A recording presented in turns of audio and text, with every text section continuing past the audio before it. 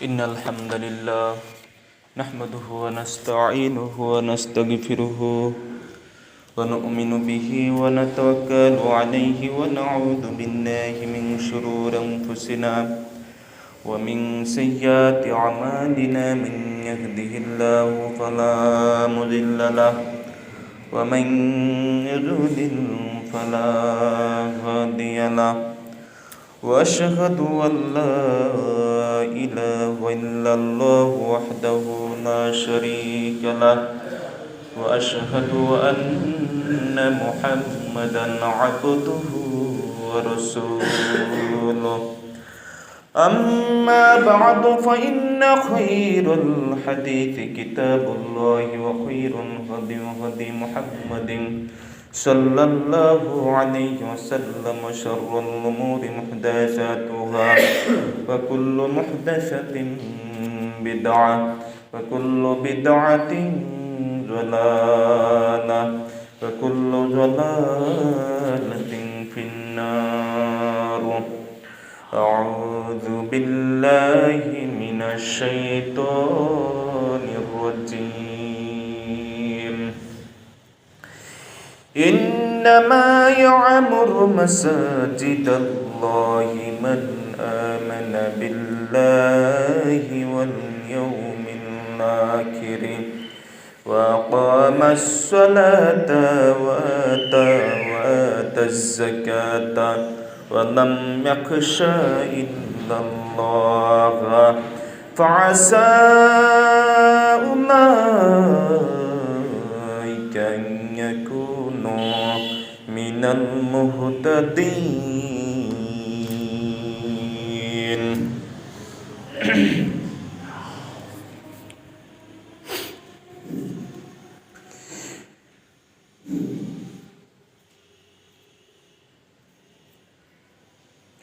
عن ابن مسعود رضي الله تعالى عنه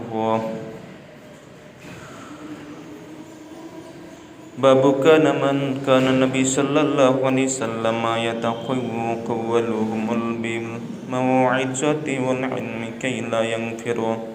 محمد بن يوسف قال أخبرنا سفيان عن الأعمش عن أبي وائل عن ابن مسعود رضي الله تعالى عنه قال كان النبي يتقولون بالموعظة في الأيام كراهة السامة علينا باب العلم قبل القول والعمل لقوله تعالى فاعلم أنه لا إله إلا الله فبدأ بالعلم وأن العلماء هم ورثة الأنبياء ورثوا العلم من أخذ بحز وافر ومن سلك طريقا يطلب به علما سهل الله له طريقا إلى الجنة وقال جل ذكره إنما يخشى الله من عباده العلماء وقال وما يعقلها إلا العالمون وقالوا لو كنا نسمع ونعقل ما كنا في أصحاب السعير وقال هل يستوي الذين يعلمون والذين لا يعلمون وقال النبي صلى الله عليه وسلم من يريد الله به خير يفقهه في الدين إنما العلم بالتعليم وقال أبو ذر الغفاري رضي الله تعالى عنه لو وضعتم الصمصامة على هذه وأشار إلى قفاه ثم ظننت أني أنفذ كلمات سمعتها من النبي صلى الله عليه وسلم قبل أن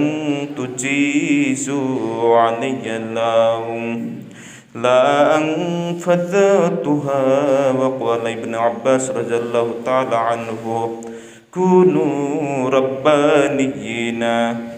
حلماء فقهاء ويقال الرباني الذي يربي الناس بصغار العلم قبل كباره আলহামদুলিল্লাহ, সর্বপ্রথম আমরা শুকরিয়া যে আল্লাহ তাআলা আজকে রমজানের চতুর্থ জুমায় উপস্থিত হওয়ার তৌফিক দান করেছেন। শাবানের চতুর্থ জুমা উপস্থিত হওয়ার তৌফিক দান করেছেন। আর একটি জুমা পরেই শাহরুর রমজান আমাদের সামনে। সেটাকে কেন্দ্র করে মহান আল্লাহ তাআলার দরবারে আমরা শুকরিয়া আদায় করছি, সকলে করছি আলহামদুলিল্লাহ, এবং রাসূলের প্রতি দুরূদ সাল্লাল্লাহু আলাইহি ওয়াসাল্লাম। সম্মানিত মুসল্লি কিরাম, আমাদের আজকের খুতবার বিষয় হচ্ছে সংক্ষিপ্ত খুতবা,